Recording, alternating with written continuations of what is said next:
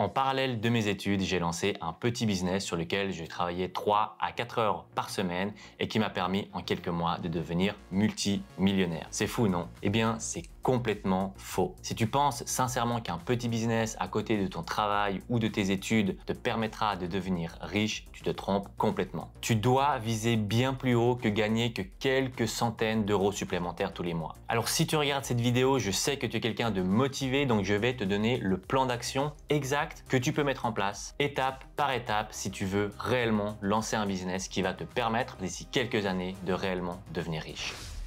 Le premier point qui est extrêmement important, c'est que tu décides réellement de te lancer. Arrête avec les excuses de « ce n'est pas le bon moment, je le ferai demain, je le ferai le mois prochain ».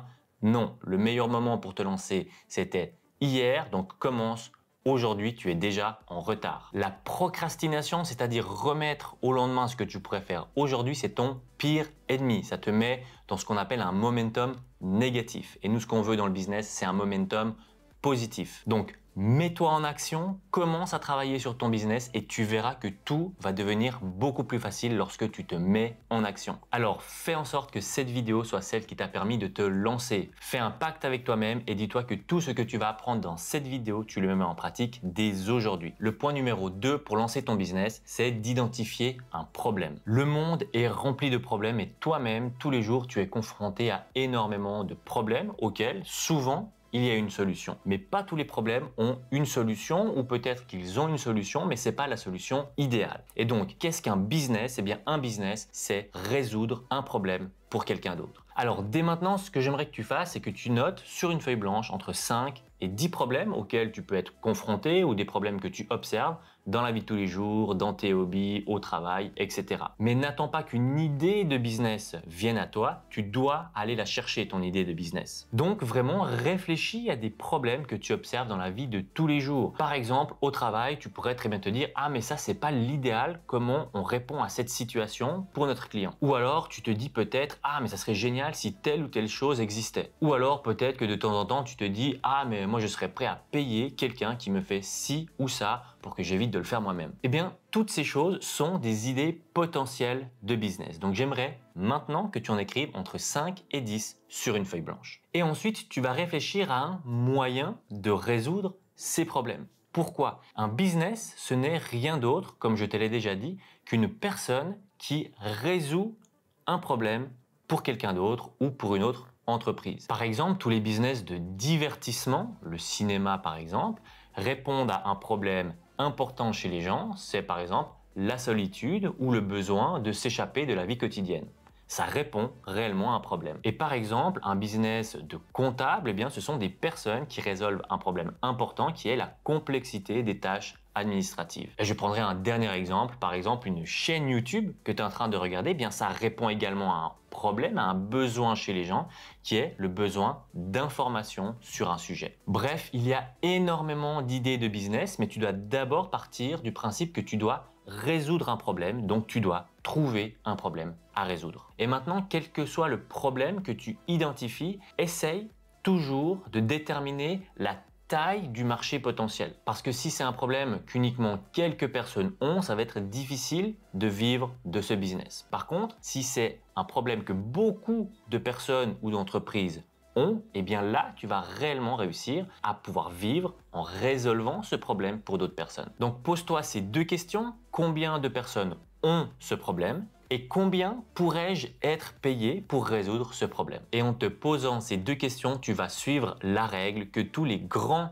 investisseurs suivent, qui est quel est le problème que tu résous et quelle est la taille du marché potentiel. Et donc, en te posant ces deux questions, tu vas vraiment commencer à avoir des bonnes idées de business. Donc mon conseil, comme je te l'ai déjà dit, c'est que tu vas sur une feuille blanche mettre entre 5 et 10 problèmes que tu peux observer dans la vie de tous les jours. Et ensuite, tu vas te poser la question, quel problème est-ce que je suis capable de résoudre? Soit grâce à mes connaissances, soit je pense sincèrement que je peux rapidement apprendre ce qu'il faut pour résoudre ce problème chez les gens ou pour d'autres entreprises. Le point numéro 3 pour lancer un business qui va réellement pouvoir te rendre riche, eh bien c'est résoudre ce problème. Maintenant que tu as identifié des problèmes que tu es capable de résoudre et pour lesquels tu vas pouvoir être payé correctement, eh bien tu vas réfléchir à comment réellement est-ce que tu vas pouvoir résoudre ce problème? Est-ce que tu vas apprendre aux gens à résoudre ce problème par eux-mêmes? Est-ce que tu vas leur proposer tes services pour que tu résolves ce problème pour eux? Ou encore, est-ce que tu vas créer un produit que tu vas pouvoir leur vendre pour résoudre ce problème? Donc, tu vas décider comment est-ce que tu souhaites résoudre ce problème, quelle est la meilleure façon de résoudre ce problème pour tes clients potentiels. Mais attention, écoute bien ici, tu ne dois surtout pas passer des semaines à essayer de créer la solution parfaite. À ce stade, tu ne connais pas encore suffisamment le problème, la solution et ton marché potentiel pour te dire que tu vas créer la solution parfaite. C'est impossible à ce stade. Donc, ce que tu dois créer ici, c'est le produit minimum viable ou MVP en anglais, qui veut dire Minimum Viable Product. Et en quelques mots, c'est la solution la plus petite et la plus simple que tu peux rapidement mettre en place, qui va résoudre le problème chez ton client et qui te permettra déjà de faire tes premières ventes, mais qui ne sera pas parfait. Et ce MVP, ce Minimum Viable Product, tu vas commencer à le vendre à tes clients dès que tu sais qu'il peut déjà répondre à la problématique de ton client.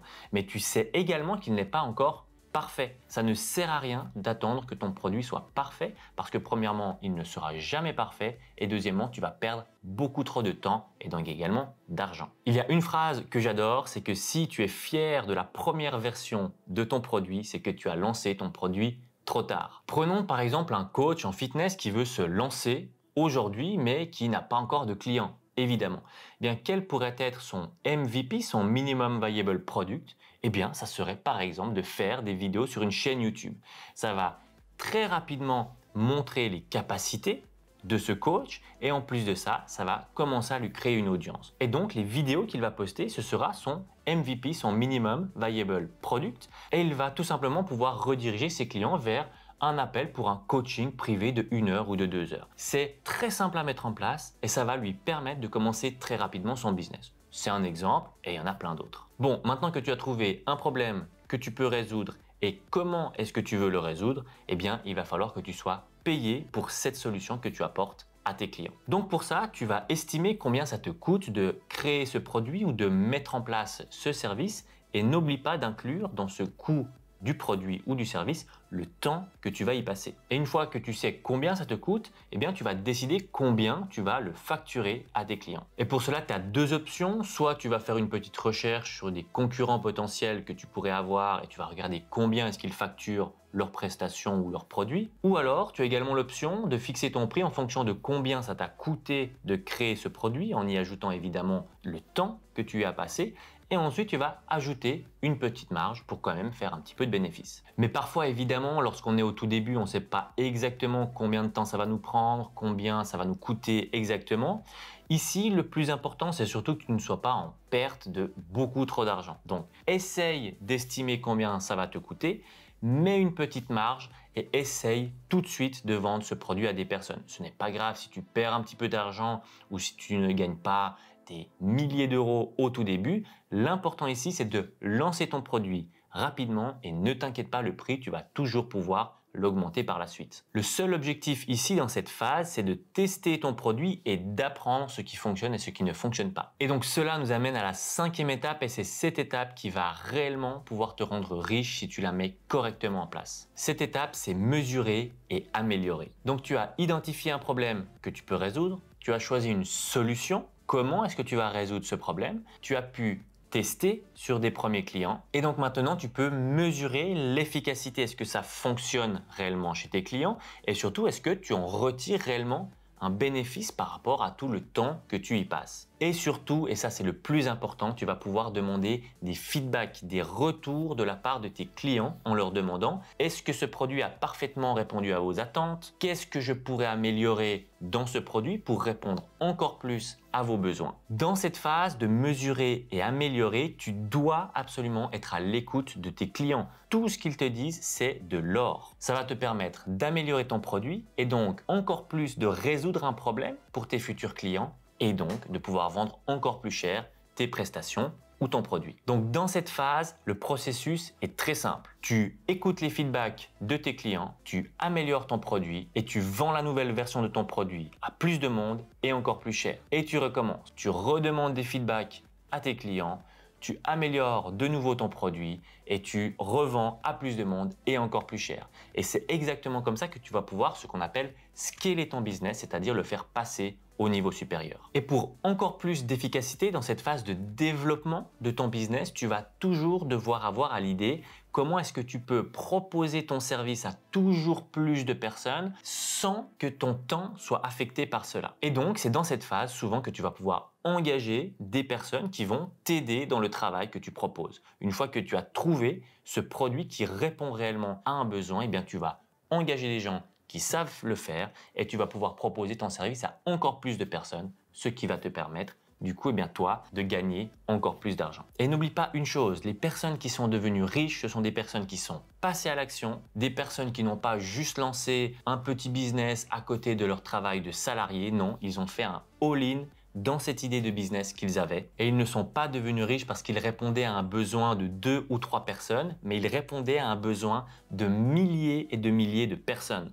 Donc réfléchis vraiment à comment est-ce que tu peux résoudre un problème pour le plus grand nombre de personnes possible. Et c'est comme ça que tu vas pouvoir créer un business qui va te rendre riche d'ici quelques années. Et d'ailleurs, si tu es intéressé à lancer ton business, notamment un business de freelance, eh bien, j'ai créé une masterclass 100% gratuite que je te mets en description. Et dans cette masterclass, je t'explique exactement, étape par étape, comment tu peux devenir freelance et réussir à générer 10 000 € par mois. Donc, je te mets tout ça en description et en commentaire. Tu peux également me suivre sur tous mes réseaux. Encore une fois, je mets ça en description et moi, je te dis à tout bientôt dans une prochaine vidéo.